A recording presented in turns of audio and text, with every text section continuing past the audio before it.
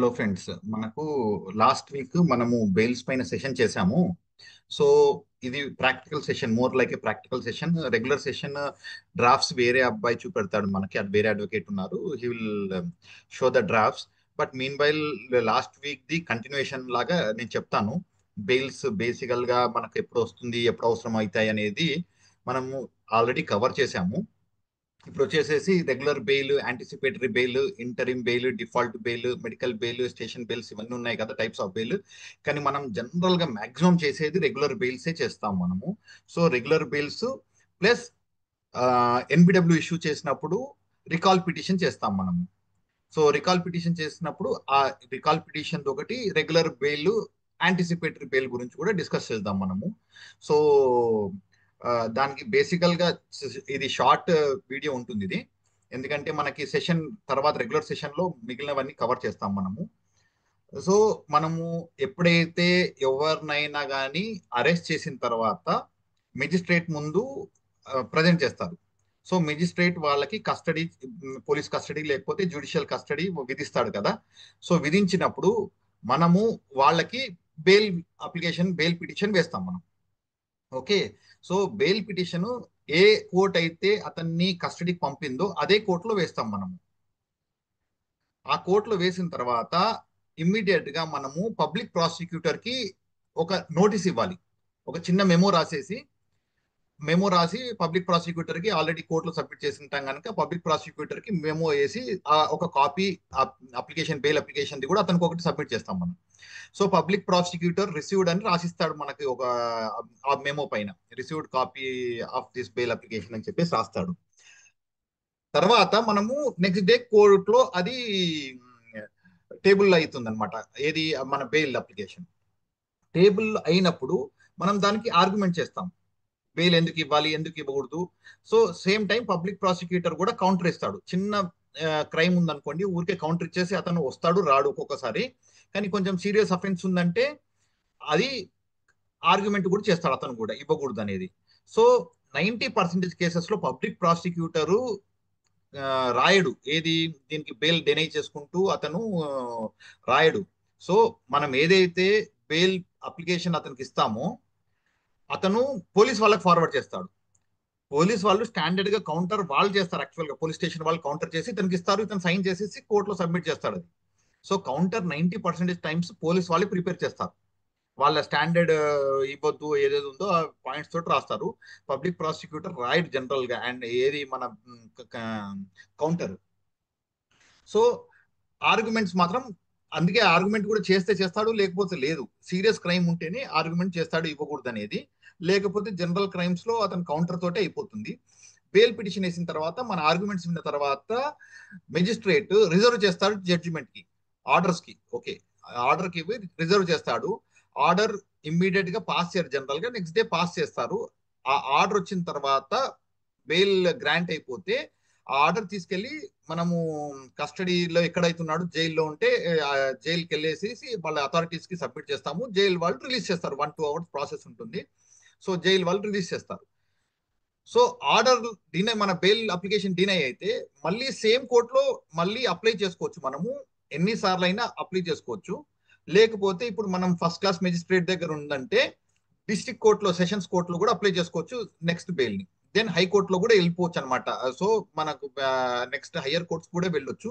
But similar గా second appeal లో general గా అవకాశం ఉంటుంది మనకి బెయిల్ ఇవ్వడానికి. ఓకే. సో మెయిన్ బెయిల్ ఎప్పుడు వస్తుంది మనకు, అతను అరెస్ట్ అయిన తర్వాత వచ్చేదాన్ని రెగ్యులర్ బెయిల్ ఉంటుంది. కానీ అరెస్ట్ కు భయపడి ముందే మనము బెయిల్ తీసుకుంటాం కదా. ఓకే.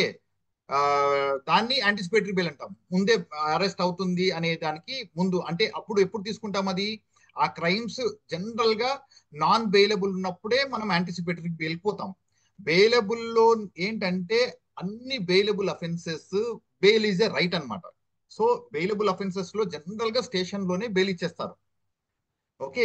నాన్ బెయిలబుల్ అఫెన్స్ ఉంది, సీరియస్ క్రైమ్స్ ఉన్నాయి అంటేనే వాళ్ళు మనకు మెజిస్ట్రేట్ ముందు అరెస్ట్ చేసి తీసుకెళ్తారు. అప్పుడు కూడా మనం కావాలి అంటే ఎఫ్ఐఆర్ లో నాన్ బెయిలబుల్ సెక్షన్స్ ఉన్నాయి, సీరియస్ అఫెన్సెస్ ఉన్నాయి అంటే మనము యాంటిసిపేటరీ బెయిల్ వేసుకోవచ్చు. సో యాంటిసిపేటరీ బెయిల్ మాత్రము డిస్ట్రిక్ట్ సెషన్స్ కోర్టులోనే వేయగలుగుతాము, లేకపోతే హైకోర్టులో వేస్తాము. ఓకే, ఇక్కడ మనము మెజిస్ట్రేట్ కోర్టులో వేయరు యాంటిసిపేటరీ బెయిల్, కంపల్సరీగా సెషన్స్ కోర్టులోనే వేస్తాము. ఓకే, సో బేసికల్గా ఏంటంటే మనకు ఇందులో క్రైమ్ అనేది ఇంపార్టెంట్, బెయిలబుల్ నాన్ బెయిలబుల్ అనేది.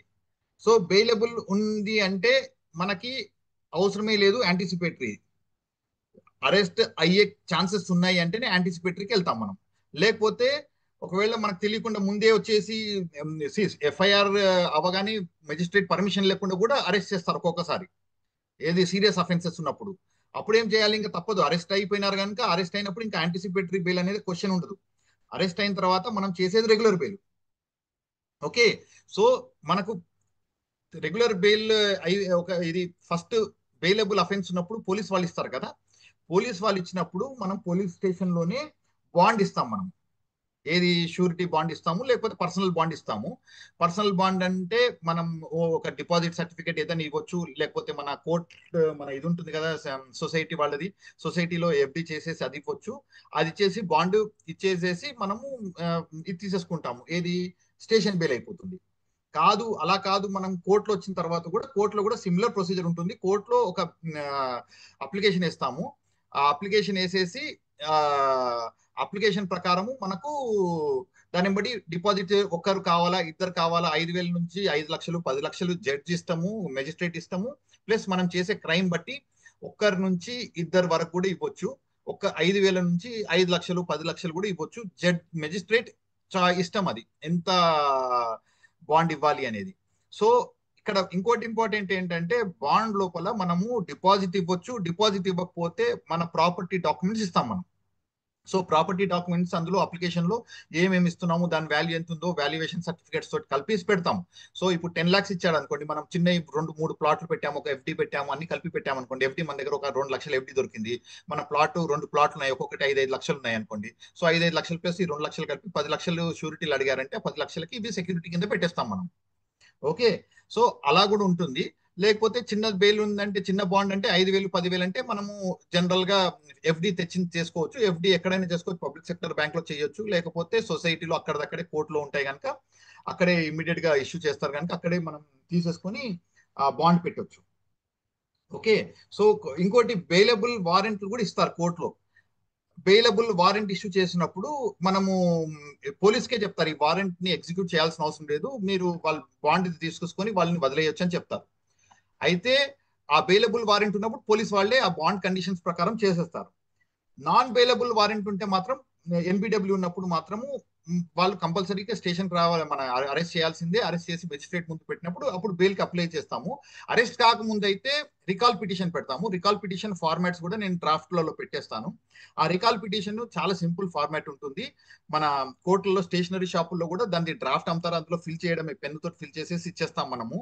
సో రికాల్ పిటిషన్స్ అనేది చాలా ఈజీగా ఉంటుంది. రికాల్ పిటిషన్ ఏం బట్టి మనము ఈ షూరిటీ బాండ్స్ కూడా అడుగుతారు, ఒకరిది ఇవ్వమన్నారు ఇద్దరిది ఇవ్వమన్నారు అంటే ఆ ఇద్దరిది ఆ షూరిటీలు ఇచ్చేస్తాము.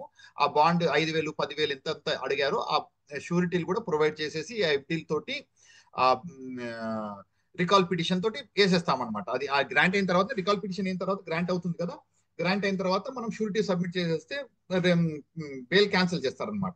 సో ఎప్పుడే కానీ మన వారెంట్ క్యాన్సిల్ చేస్తారు, sorry. So arrest warrant only magistrate who issued అతనే క్యాన్సిల్ చేస్తాడు. ఓకే, మనం అప్పీల్కి వెళ్ళొచ్చు, వేరేది అది వేరే విషయం కానీ. సో అది మెయిన్. ఓకే, సో మనకి ఎన్బిడబ్ల్యూ ని రికాల్ చేసుకుంటాము. దెన్ రెగ్యులర్ బెయిల్ ని ఫస్ట్ అపీల్ సెకండ్ అపీల్ ఎలా చేసుకోవాలో అది మీకు ఇప్పుడు సెషన్ లో, రెగ్యులర్ సెషన్ లో మీకు చేస్తారు, అది సెషన్ ఉంటుంది, అది you can check there. Okay, so ఇప్పుడు అది రికార్డింగ్స్ మాత్రం మనకు ప్రైవసీ గురించి we are not sharing those drafts copies. ఆ డ్రాఫ్ట్ కాపీని మాత్రము అవి తీసేసి మీకు నేను రెగ్యులర్ గా ఎవరైతే పార్టిసిపెంట్స్ ఉన్నారో వాళ్ళకందరికీ షేర్ చేస్తాను.